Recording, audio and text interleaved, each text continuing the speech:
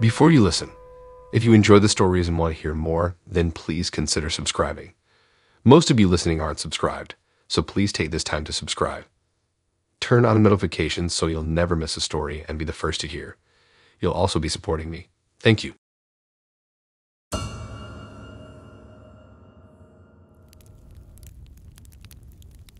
Growing up, video games had always been an integral part of my life.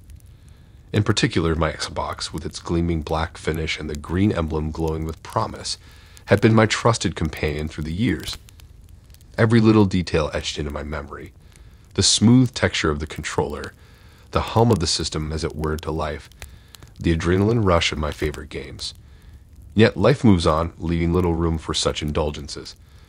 The inevitable decision was made. I was to part ways with my Xbox. Not because I had fallen out of love with gaming, but because adulthood came with responsibilities and I simply lacked the time to indulge.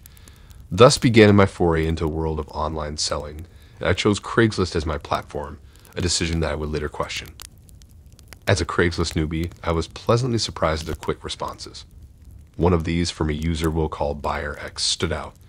His username was a scramble of numbers and letters, offering no real insight into his identity.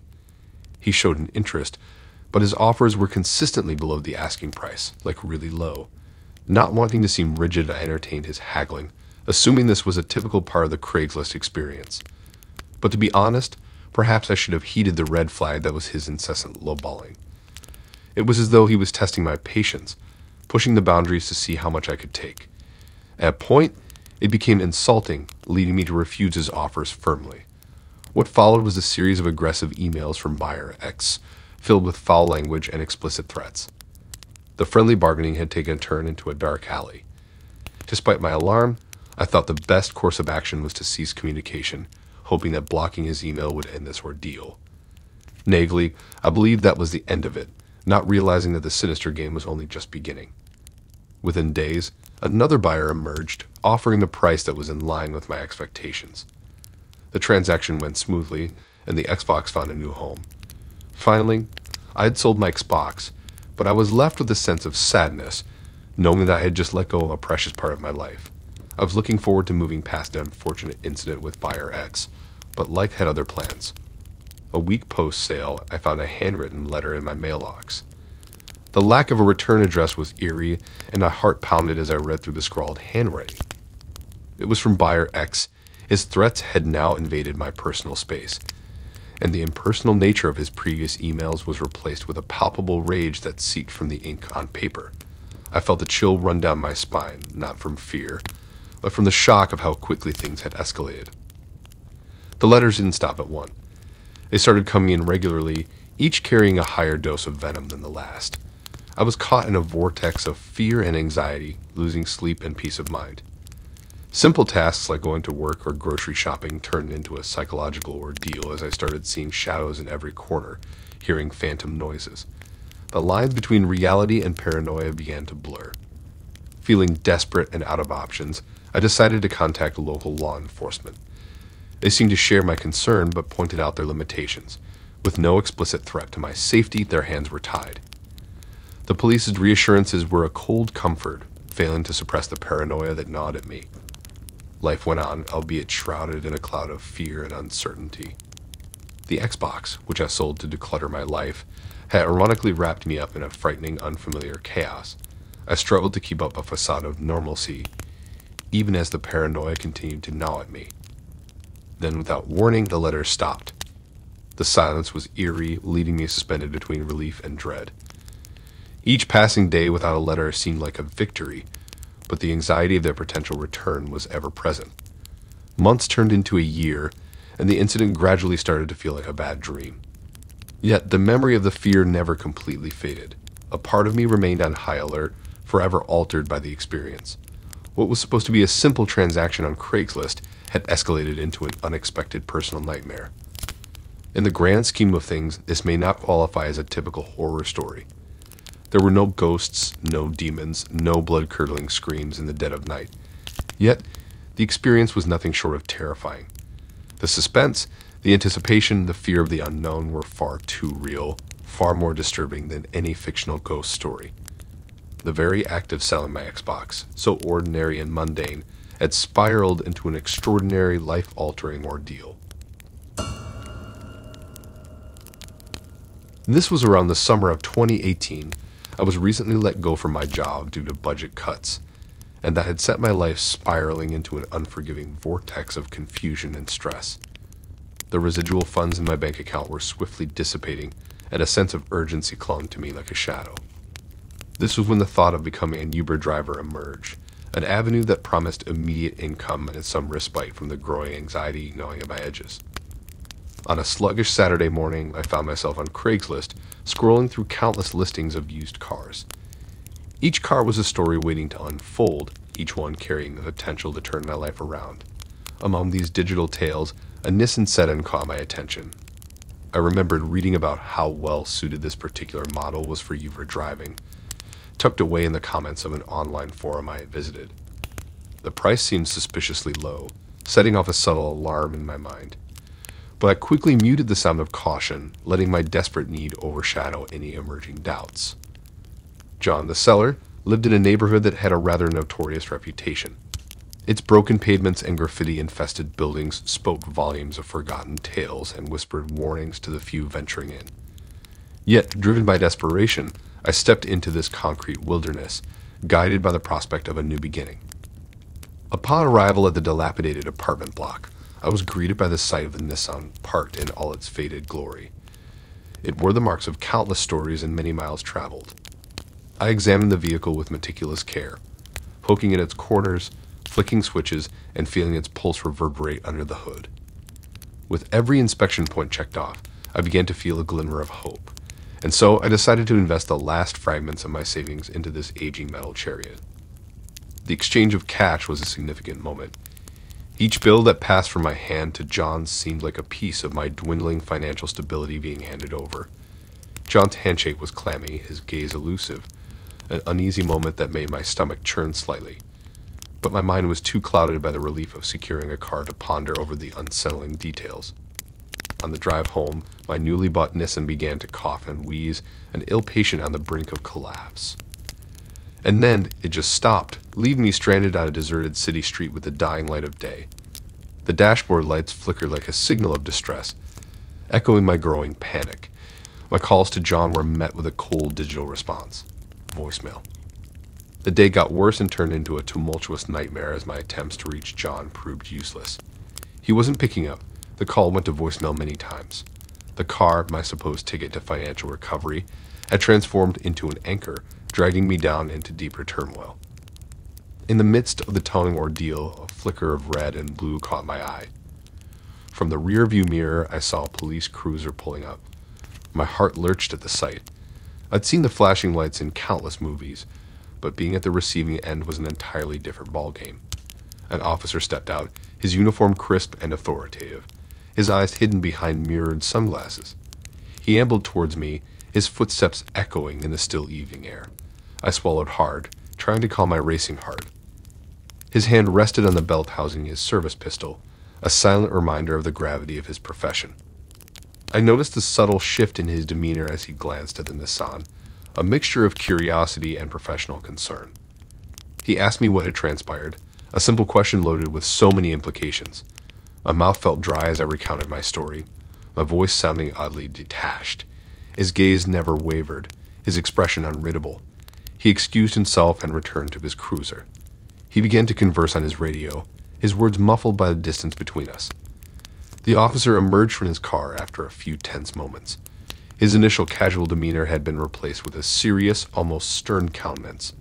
He cleared his throat, and with a heavy voice, he informed me that the car I had just purchased, the vehicle I thought was my ticket to a stable income, had been involved in a hit-and-run incident. His words hung in the air, a solid wall of dread closing in on me. I felt a rush of icy fear coursing through my veins, my mind spinning in confusion and shock. He asked me about the seller, and I stammered out the few details I had about John. I watched, my stomach nodding, as he jotted down the information. His revelation turned my already grim situation into a nightmare. I was not just a man who'd been swindled, but I was also unknowingly entangled in a criminal investigation. I had become an unexpected pawn in a dangerous game I didn't sign up for. The aftermath was a blur of anxiety-ridden days and sleepless nights. I returned to John's apartment, only to find it deserted, as if he had disappeared into thin air. The following weeks and months were consumed by police investigations, legal procedures, and a maelstrom of guilt and regret. My life had taken a sudden detour, veering off into unfamiliar territory, filled with unforeseen danger and looming consequences. So please, whoever is reading this, don't trust anything that's too good to be true. So it was just your average day. I was sitting in my little apartment. The sun was just beginning to rise, casting an orange hue on the worn-out walls of my room. I was checking out Craigslist, hoping to find a decent bike. You see, I had this new job, and it was a bit too far to walk, but not far enough to drive. A bike seemed like the perfect solution. There was a listing that caught my eye, a used but decent-looking mountain bike that was well within my budget. The seller lived across town, not exactly a neighborhood I visit often, but hey, a bargain's a bargain, right? I shot off a quick message to the seller, and within an hour, we agreed to meet later in the day. As I arrived at the address, I noticed that the area was more rundown than I'd expected, but I brushed it off. I was there for the bike, not the scenery. There was a guy standing near an old bike that matched the Craigslist photos. He was larger than I'd imagined, with a scruffy beard and a look that made my guts squirm a bit. He motioned towards the bike without saying much. I gave it a quick once-over, deciding to wrap up the deal quickly and get out of there.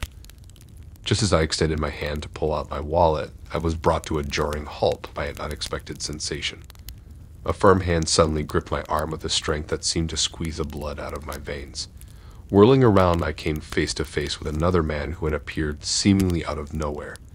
His face was hidden behind a crude mask, a terrifying counterpoint to the friendly encounter I had anticipated. What I could see of his eyes glinted with a dark, malevolent intent that sent a bone-chilling shiver down my spine. The unsettling realization dawned on me slowly, like a horror movie twist unfolding in real time. This was a setup. A sinking feeling of dread washed over me, an icy tsunami threatening to pull me under. This wasn't a simple transaction anymore. It was a meticulously orchestrated trap, set for the sole purpose of robbing unsuspecting victims. They weren't here to sell a bike at all. They were here for easy prey. They were here to rob me. The rapid drumming of my heart echoed in my ears, a relentless soundtrack to the fear that coursed through my veins like a wild river. Despite the paralyzing terror, my body responded with primal instinct that dated back to our ancestors' fight-or-flight responses to danger. Ignoring the screaming protest from my muscles, I summoned all the strength I had and tore my arm away from the man's iron grip. With the instincts of a cornered animal, I bolted. Not a second thought, not a backwards glance, I just ran. The world around me became a blur, the details lost in my sole focus on escape. I was running on raw adrenaline, the potent hormone that our bodies produce in response to high-stress situations, enhancing performance and reaction times. The men's surprised curses became the wind at my back, growing fainter and fainter as I put considerable distance between us. Even in this dire situation, I realized that the element of surprise had played to my advantage. My quick and unexpected reaction had caught them off guard, buying me crucial seconds to escape. It highlighted the importance of always being alert and prepared for unexpected situations, no matter how safe they may appear. Once I was far enough, I whipped out my phone and dialed the cops, my fingers trembling as I recounted the incident. I gave them the address, describing the men as best as I could. But deep down, I had a sinking feeling they wouldn't really follow up. Maybe it was my own cynicism, or perhaps it was the dismissive tone of the operator on the other end. After the call, I took the long way home, navigating through bustling streets and crowded alleys, constantly looking over my shoulder. The sense of relief that washed over me as I finally stepped into the familiar surroundings of my apartment was indescribable. But even in the safety of my home, the incident continued to haunt me. I found myself jumping at the slightest noise, paranoia clinging to me like a second skin.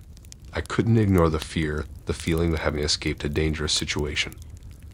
I kept replaying the event in my head, wondering if I could have avoided it, done something differently.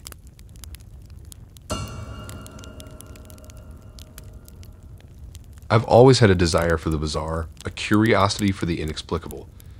Be it a strange book or an unconventional piece of art, I found beauty and intrigue in the unconventional. So when I acquired my new apartment and had the opportunity to decorate it from scratch, I was determined to make it a space that reflected my unconventional tastes. I wasn't going to settle for the typical IKEA aesthetic. I wanted something that whispered stories from the corners, objects with character, pieces that were conversation starters. As part of my quest to find such distinct elements, I turned to the sprawling digital flea market known as Craigslist. It was there that I stumbled upon a truly peculiar listing. The listing was posted by a seller named One-to-One Animals.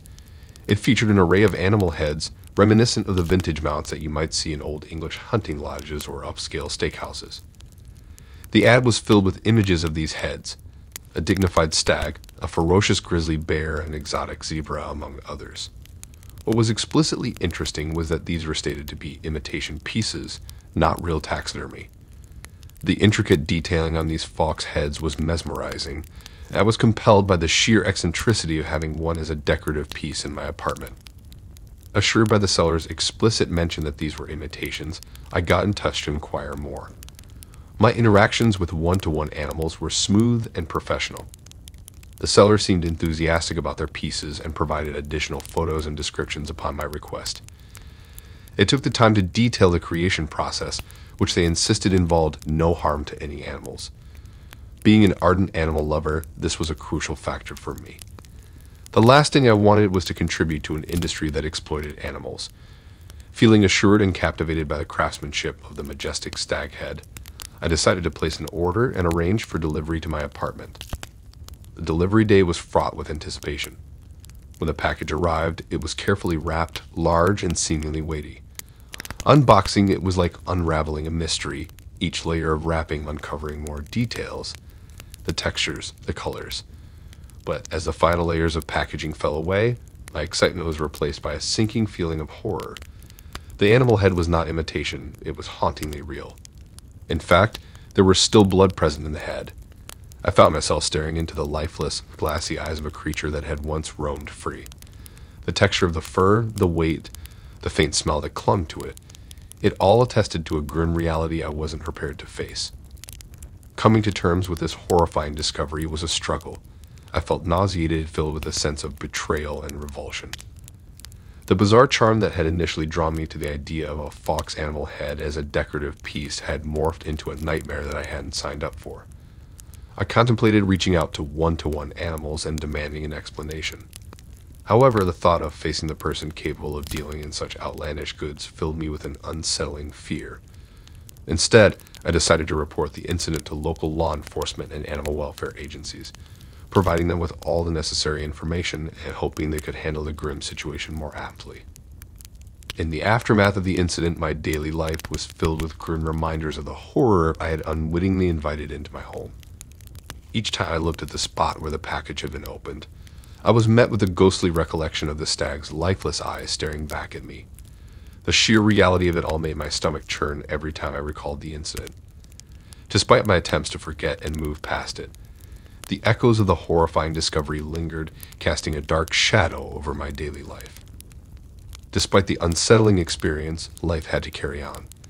The incident served as a stark wake-up call, and my approach to online shopping underwent a drastic change. Gone were the days of innocently trusting an attractive listing or an assuring seller. Now I found myself rigorously scrutinizing every potential purchase. Sellers were researched, their reviews studied, their online activity analyzed before I considered making a purchase. The haunting image of the stag head, with its lifeless, glassy eyes, has remained etched in my memory to this day, and I can't look at a statue without thinking of that day.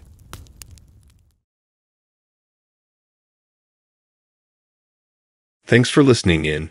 If you like these stories and want to hear more, then please subscribe and like and support this new channel. We have more stories for you to listen to.